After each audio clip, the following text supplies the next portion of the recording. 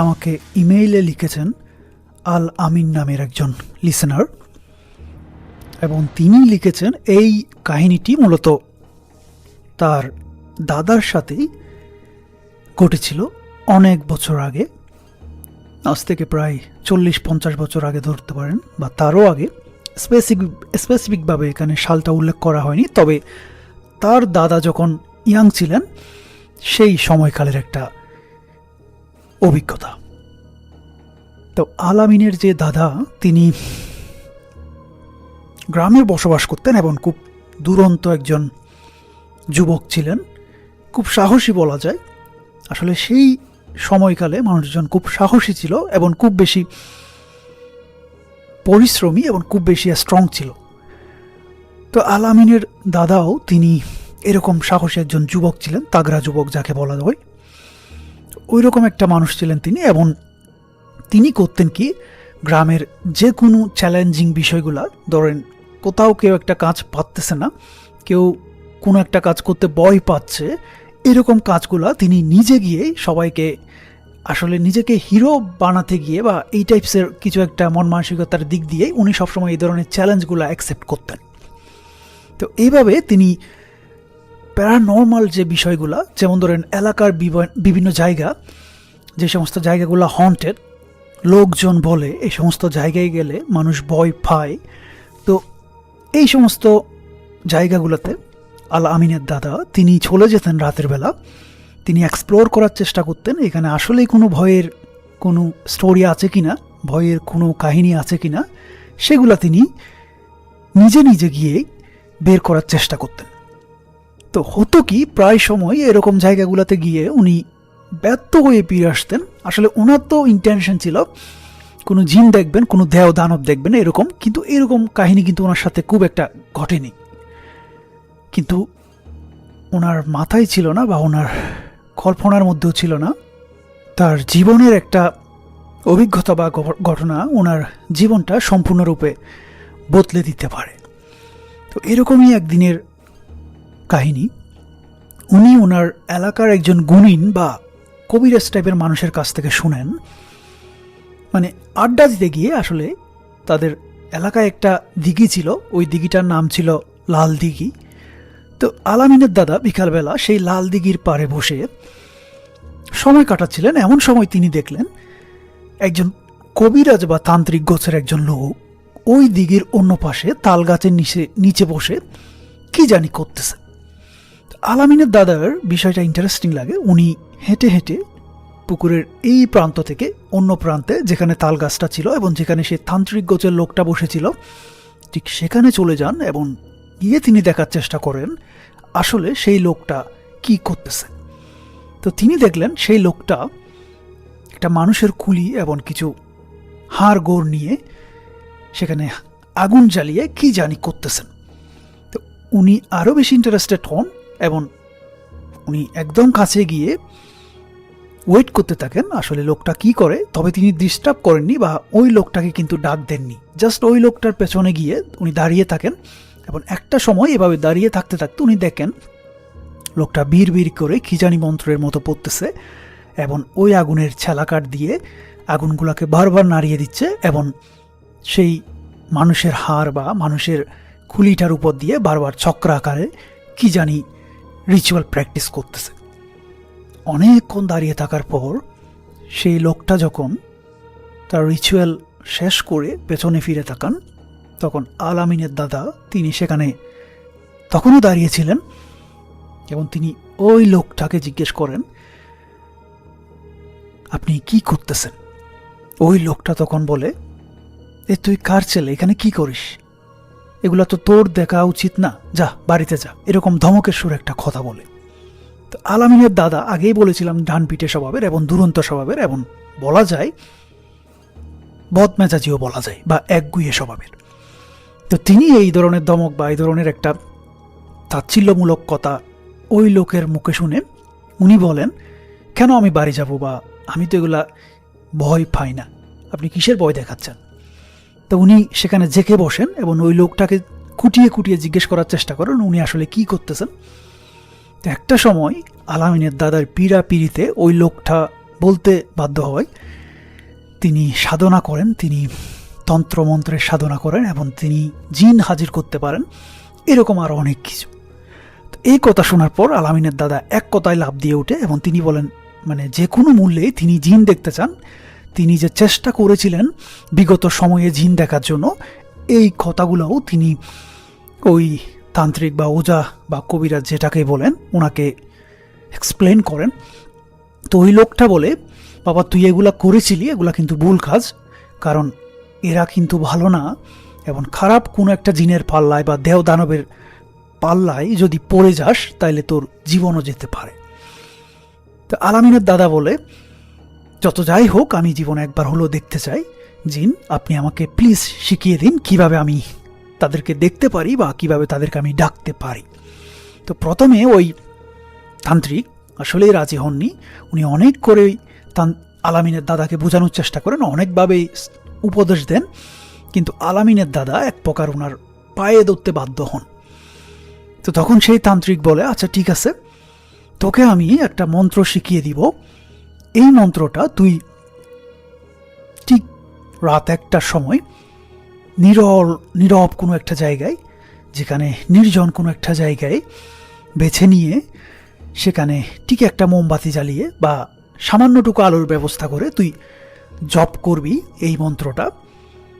একটা নির্দিষ্ট অ্যামাউন্ট বলে দেয়, এতবার জপ করবি এবং এইভাবে তোকে টানা 41 দিন জপ করতে হবে। তো এরপর তুই হয়তো কোনো একটা জিনের দেখা পাবি, কিন্তু তুই ভয় পাবি না। যদি ভয় না পাস তাইলে হয়তো তুই ওই জিনটাকে কবজাও করতে পারিস বা ওই জিনটাকে তুই কাজে লাগাতে পারিস। তা আলামিনের দাদা খুব খুশি হন। তিনি সেই মন্ত্র বা সেই শ্লোকটা শিখে চলে আসেন এবং তিনি চিন্তা করেন খুব শীঘ্রই তিনি এটা চর্চা করা শুরু করবেন, ঠিক যেভাবে সেই ওঝা বা কবিরাজ ওনাকে শিখিয়ে দিয়েছেন। তো তিনি করেন ওই যে লাল দিঘি যেখানে সেই তান্ত্রিককে তিনি দেখেছিলেন এবং দেখা হয়েছিল, তিনি ওই লাল দিঘিটাকে চুজ করে নেন। তিনি চিন্তা করেন যেহেতু এটা গ্রাম থেকে একটু দূরে এবং এখানে মানুষজনের আসা যাওয়া দিনের বেলাও কম, রাতে তো বলতে গেলে নাই, সেহেতু এই জায়গাটাই তিনি চুজ করলেন। তো এই জায়গাটা চুজ করে উনি করেন কি, একটা মোমবাতির মতো একটা কুপির মতো আলো নিয়ে ঠিক কয়েকদিন পর থেকে তিনি এসে সেই তাল গাছের পাশেই বসে পড়েন এবং সেই কবিরাজ বা তান্ত্রিকের দেয়া সেই মন্ত্র তিনি জপ করতে থাকেন ক্রমাগত, যেভাবে তাকে নির্দেশনা দেওয়া হয়েছিল। এবং জপ করতে করতে করতে করতে একটা নির্দিষ্ট সময় শেষ হলে তিনি আবার বাড়ি ফিরে যেতেন। এভাবে আসলে দিনের পর দিন করতে করতে উনি খুব একঘেয়েমি একটা বোরিং একটা ফিল ওনার মধ্যে চলে আসে। তো একটা সময় তিনি চিন্তা করেন, দূর মরা এগুলা বাদই দিই, এরকম কোনো জিন হয়তো আসবে না, এই তান্ত্রিক বেটা আমাকে জাস্ট একটা বোগাস দিয়ে একটা চাপাবাজি করে আমার সাথে চলে গিয়েছে, এরকম একটা মনে হয়। কিন্তু ওনার অনুসন্ধিৎসু মন ওনাকে বারবার নাড়া দিতে থাকে যে করলাম তো এতদিন, আর কয়েকটা দিন করে দেখি। এরকম একটা দোটানার মধ্যে দিয়ে উনি বের হয়ে আসতে পারেন না। উনি এই জিনিসটা চালিয়ে যেতে থাকেন এইভাবে একটা একটা একটা একটা দিন করে কখন যে 41তম দিন চলে আসে, আসলে আলামিনের দাদার সেই হোঁশটা ছিল না বা তিনি সেটা গুণে রাখেননি। এবং 41তম রাতে ওনার মাথায় ছিল না যে 41তম রাতে সেই তান্ত্রিক বলেছিল কোনো একটা জিন ওনার কাছে আসবেন, ওনাকে দেখা দিবেন, কিন্তু ওনার যে মাথার মধ্যে সেটা ছিল না, সে কারণে উনি মেন্টালি ওটার জন্য আসলে প্রস্তুত ছিলেন না। তো উনি প্রতিদিনের মতোই সেভাবে সেই মন্ত্র জপ করতে থাকেন। জপ করতে করতে করতে করতে একটা সময় তিনি খেয়াল করেন ওনার চারপাশের যে আবহাওয়া, চারপাশের যে ক্লাইমেটটা যেটা বলা যায় অ্যাটমসফিয়ারটা, ওইটা আস্তে আস্তে উষ্ণ হতে থাকে এবং তিনি ফিল করেন উনি আসলে গেমে যাচ্ছেন। তো সেই সময়ে কিন্তু খুব একটা গরম পড়তেছিল না, শীতকাল আসি একটা সময়, রাতের বেলা তো বলতে গেলে শীত পড়ে গ্রাম অঞ্চলে। তো উনি খুব ঘামতে শুরু করেন, উনি বুঝতে পারেন না ওনার কি হয়েছে এবং একটা সময় দেখেন দূর থেকে মনে হচ্ছে খুব জোরে একটা তুফানের মতো, অনেক দূর থেকে তুফান বা একটা ঝড় বৃষ্টি যখন চলে আসে আমরা যে একটা শাঁ শাঁ করে একটা শব্দ শুনতে পাই, সেরকম শাঁ শাঁ শব্দে মনে হচ্ছে তুফানের বেগে কি জানি একটা ছুটে আসতেছে। প্রথমে তিনি মনে করেন হয়তো বৃষ্টি হচ্ছে বা তুফান শুরু হয়েছে। তো তিনি চিন্তা করেন কি বসে থাকবেন নাকি বাড়ির দিকে চলে যাবেন, কিন্তু ওই যে তুফানের বেগে জিনিসটা, সেটার খুব একটা সময় নেয়নি। অল্প কয়েক সেকেন্ডের মধ্যে আল আমিনের দাদার পাশে চলে আসেন, সেই পুকুর পাড়ে চলে আসেন, এবং তিনি দেখেন খুব কালো একটা বিরাট আকৃতির একটা ধোঁয়া মূর্তি বা ধোঁয়ার কুণ্ডলি থেকে আস্তে আস্তে একটা মানুষের রূপ নেয়। এবং এটাকে মানুষ বললে ভুল হবে, কারণ যে আকৃতি বা যেই সাইজটা উনি দেখেছেন সেটা কোনো মানুষের হতে পারে না। ওনার কাছে মনে হচ্ছিল একটা তাল গাছের চেয়েও লম্বা। ওনার পাশে যে তাল গাছটা ছিল সেই তাল গাছের সমান তার উচ্চতা, এবং শরীরটা এত বেশি দানবীয়, এত বড়। উনি জাস্ট সাহসী বলে হয়তো সেই বিষয়টা সেই মুহূর্তে নিতে পেরেছিলেন। নর্মাল কোনো মানুষ হলে হয়তো সেই মুহূর্তে মূর্ছা যেত বা সেন্সলেস হয়ে যেত। উনি অনেক কষ্টে নিজেকে ধরে রাখেন এবং উনি সেন্স হারাননি। তো সেই মূর্তিটা, সেই দানবীয় দেহটা ওনাকে জিজ্ঞেস করে বসেন খুব ভারী কণ্ঠে, তীব্র ভয়ানক একটা কণ্ঠে ওনাকে ডাক দিয়ে বলেন, তুই কেন ডাকলি আমাকে, বল। উনি আসলে কি জবাব দিবেন আল আমিনের দাদা উনি তখন বুঝতে পারেননি। খুব নার্ভাস ছিলেন সেই মুহূর্তে, এবং ভয়ের তো কোনো শেষ নেই। তারপরও তিনি একটা সময় বলেন, আসলে আমার খুব দেখার ইচ্ছা ছিল আপনাদের দেখতে কেমন বা আপনারা দেখতে কী রকম, সেজন্যই আমি আপনাকে ডেকেছি, আমার কোনো কাজে বা আমার কোনো উদ্দেশ্য হাসিল করতে না। তো ওই জিনটা, ওই দেহটা ওনাকে বলেন, আমাকে যেহেতু ডেকেছিস, এখন আমাকে একটা কাজ দিতে হবে বা আমাকে তোর স্যাটিসফাই করতে হবে বা সন্তুষ্ট করতে হবে। তো আল আমিনের দাদা চিন্তা করতে পারেন না বা বুঝতে পারেন না উনি কী কাজ দিবেন এত বড় একটা দেহকে, এবং কীভাবেই বা ওনাকে সন্তুষ্ট করবেন। উনি তো জাস্ট একটা শখের বসে বা একটা কিউরিসিটির জায়গা থেকে একটা জিন দেখতে চেয়েছিলেন, কিন্তু এখন যে জিনটা এসে ওনাকে এই ধরনের একটা সত্য জুড়ে দিবেন এটা কিন্তু ওনার মাথায় ছিল না। তো উনি বলেন, আসলে আমার ভুল হয়ে গিয়েছে, আমি মাপ চাই আপনার কাছে, আপনি আমাকে মাফ করুন, এই ধরনের কথাবার্তা বলে। তো ওই দৈত্য বা দেও বা দানব যেটাই ছিল সেটা বলে, না তুই যেহেতু আমাকে ডেকেছিস আমাকে সন্তুষ্ট করতে হবে। তো তিনি বলেন, আমি আপনাকে কিভাবে সন্তুষ্ট করতে পারি, বলে তোর শরীরের একটা খুব গুরুত্বপূর্ণ কোনো একটা অংশ তুই আমাকে দিয়ে দিবি।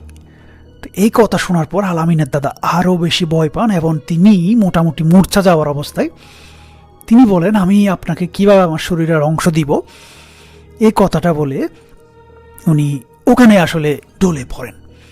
তো ঢলে পড়েন মানে সেন্সলেস হয়ে যান। পরবর্তীতে ভোরবেলা ওনার জ্ঞান ফিরে, উনি দেখেন তিনি ঠিক সেইখানেই তাল গাছের নিচে এখনো শুয়ে আছেন। ওনার পুরো শরীর কুয়াশার, হালকা যে কুয়াশা পড়ে ভোরবেলা রাতের বেলা, সেই কুয়াশায় ভেজা। উনি তাড়াতাড়ি সেখান থেকে উঠেন, অনেকটা কাঁপতে কাঁপতে উঠেন, শরীরে ওনার অনেক জ্বর চলে এসেছে। তো উনি ওখান থেকে কাঁপতে কাঁপতে কোনোভাবে বাসায় চলে যান এবং প্রায় 2-3 দিন তীব্র জ্বরে ভোগেন। তো চিন্তা করেন হয়তো বিষয়টা এখানেই শেষ হয়ে গেল বা এতটুকুতেই শেষ, কিন্তু না, আসলে বিষয়টা ওইভাবে শেষ হলেই হয়তো ওনার জীবনে ভালো কিছুই হতো। ঘটনাটার ঠিক কয়েকদিন পরে উনি যখন সব কিছু ভুলে গিয়ে স্বাভাবিক জীবনযাপন করার চেষ্টা করলেন, তখনই শুরু হয় বিপত্তি। উনি স্বপ্নে দেখা শুরু করেন সেই জিন, সেই দানবটাকে। তিনি বারবার বলতেছেন, তোর শরীরের একটা অংশ আমাকে দিয়ে দে। উনি কি করবেন আসলে বুঝতে পারেননি। উনি যে বাড়ির মধ্যে কাহিনীগুলো বলবেন তাতেও কোনো ফল হওয়ার বা কোনো একটা সলিউশন দেওয়ার মতো অপশন ছিল না, কারণ ওনাকে কিন্তু বাড়ি থেকে বারবার মানা করে হতো এই ধরনের কাজ না করতে, এই ধরনের দস্যুপনা, এই ধরনের সাহসিকতা না দেখানোর জন্য। উনি কিন্তু পরিবারের মতের বিরুদ্ধে গিয়েই উনি এই ধরনের অদ্ভুত কাজগুলা বা এই ধরনের সাহস দেখানোর কাজগুলা উনি করতেন। তো উনি ভয়ে বাসায় বলতে পারেননি, উনি এভাবে চুপচাপ বিষয়টা হজম করতে থাকেন। তবে একটা সপ্তাহ যাওয়ার পর উনি একদিন মাঠে কাজ করতে গিয়েছেন, জমি চাষের কাজ আর কি, তখন ধানের মৌসুম ছিল। তো কাজ করতে করতে হঠাৎ একটা সময় তিনি খেয়াল করেন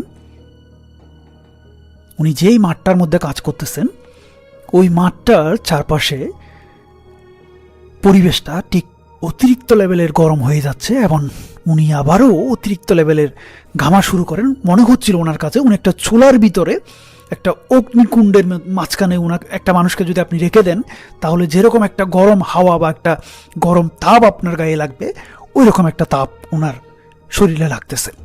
উনি চিন্তা করেন উনি কি শারীরিকভাবে দুর্বলতা বা শারীরিকভাবে অসুস্থতার কারণে এমন ফিল করতেছেন কিনা, কিন্তু না, একটু পরে তিনি খেয়াল করেন একটা তুফানের মতো দূর থেকে কিছু জানি শাঁ শাঁ শব্দ করে আবারও আসতেছে। শব্দটা ওনার কাছে পরিচিত মনে হয় এবং তিনি মুহূর্তের মধ্যেই মনে করতে পারেন এই ধরনের শব্দ বা এই ধরনের তুফানের একটা সাউন্ড উনি কিন্তু সেই রাতে লাল দিঘির পাড়ে তাল গাছের নিচে যখন মন্ত্র জপ করতেছিলেন দেহটা আসার আগে ঠিক এমনই একটা অবস্থার সৃষ্টি হয়েছিল। উনি খুব বেশি ভয় পেয়ে যান, উনি কি করবেন বুঝতে পারেন না। দিনের বেলা ভর দুপুরে এরকম একটা পরিস্থিতির উনি শিকার হন এবং উনি দেখেন সেই কালো কুণ্ডলির মতো একটা ছায়ামূর্তি ঠিক এসে উনি যেই বিলটার মধ্যে বা ক্ষেতটার মধ্যে কাজ করতেছিলেন সেই ক্ষেতের চারপাশে ঘিরে বসে এবং কয়েকটা সেকেন্ডের মধ্যে উনি আসলে দেখার চেষ্টা করেন কি হচ্ছে, কিন্তু উনি দেখেন চারপাশটা খুব ঘন অন্ধকারে ভরে যায়। দিন দুপুরে একদম চারপাশে কিন্তু খুব আলো জ্বলতেছিল, মানে সূর্যের আলো যেটাকে বলা যায় আর কি। এবং আশেপাশে কয়েক বিল পরে বা কিছুটা দূরে অন্য মানুষ বা কৃষকরা তারাও কিন্তু কাজ করতেছিল, কিন্তু উনি যে তাদেরকে ডাকবেন আলামিনের দাদা সেই ক্ষমতাটা ওনার কাছে ছিল না। উনি জাস্ট চোখ খুলে তাকিয়েছিলেন কি হচ্ছে ওনার সাথে। এবং সেই কালো মূর্তিটা একটা সময় পুরা ক্ষেতটাকে, ওনার যে ক্ষেতটা ছিল যেটার মধ্যে উনি কাজ করতেছিলেন মাটি কুপাচ্ছিলেন সেই মাঠের মধ্যেই কালো করে একদম কুণ্ডলি দিয়ে ওঠে এবং আলামিনের দাদা সামহাও তখনই ওই মাটির মধ্যে লুটিয়ে পড়েন ক্ষেতের মধ্যে এবং জ্ঞান হারিয়ে ফেলেন। তো ওনার যখন জ্ঞান ফিরে তখন তিনি বাসার মানুষজন বলে তাকে হঠাৎ করে ক্ষেতের মাঝখানে শুয়ে থাকতে দেখে, পড়ে থাকতে দেখে অন্য যে কৃষকরা ছিল দূরে কাজ করতেছিল তারা দৌড়ে আসে এবং এসে তাকে উদ্ধার করে বাড়িতে নিয়ে আসে। কিন্তু অদ্ভুত বিষয় হলো এই জায়গায় মানে সবচেয়ে মজার বা ভয়ের যে কাহিনীটা বলতে পারেন, উনি জ্ঞান ফেরার পরে দেখেন ওনার হাতের একটা আঙ্গুল নাই। সে আঙ্গুলটা মনে হচ্ছে কেউ খেটে যদি নিয়ে যায়, কোনো রক্তপাত কিন্তু হচ্ছে না। একটা আঙ্গুল খেটে গেলে কিন্তু অনেক রক্তপাত হয়, কিন্তু বিষয়টা ওই রকম না। আপনার একটা আঙ্গুল যদি কেটে যায় এবং সেই আঙ্গুলটার অপারেশন করার পর যখন একটা শুকনো একটা অবস্থা হবে, মানে চামড়া, নতুন চামড়া এসে বেঁধে যাবে, সেই রকম একটা অবস্থা মনে হচ্ছে আপনি আপনার একটা আঙ্গুল অনেক আগেই কেটে পড়ে গিয়েছে আপনার হাত থেকে। ঠিক সেম অবস্থা আলামিনের দাদার হাতের ঠিক একটা আঙ্গুল উদাও। সবাই খুব ভয় পেয়ে যায়, সবাই ওনাকে চেপে ধরেন এই কাহিনী, এবং উনিও খুব ভয় পেয়ে যান।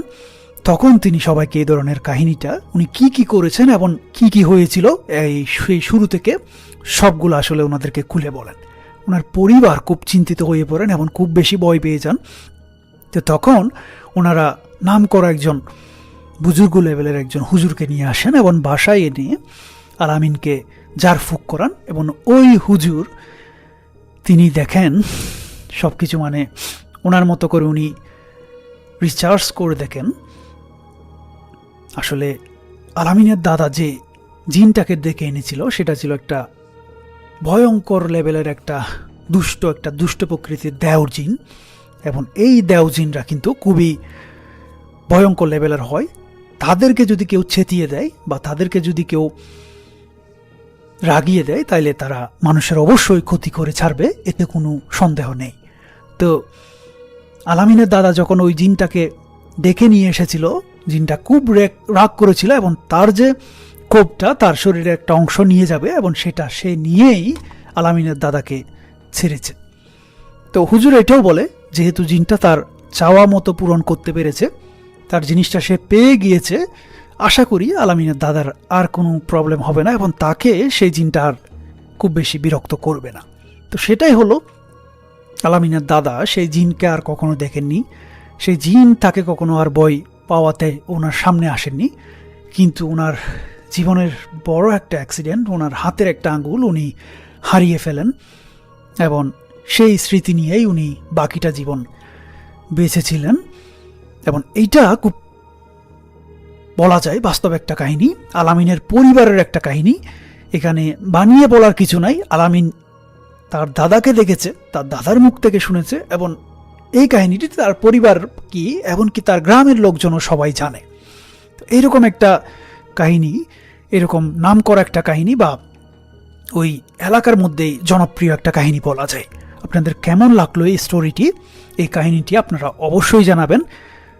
এই কাহিনীটিও কিন্তু দেখেন জাদুর চর্চা বা ব্ল্যাক ম্যাজিক এগুলার পর্যায়ে পড়ে। আপনি জাদু চর্চা করতে গেলেন বা একটা জিনকে ডাকতে গেলেন, এই রিচুয়ালগুলোর মধ্যে কিন্তু পড়ে। তো আপনারা দেখলেন এই জিনিসগুলো কিন্তু ঘুরে ফিরে সবসময় খারাপ হয়। আপনাদেরকে অনুরোধ থাকলো এই ধরনের কাজ কখনো ভুলেও আপনারা করতে যাবেন না বা চেষ্টাও করবেন না কোনোদিন।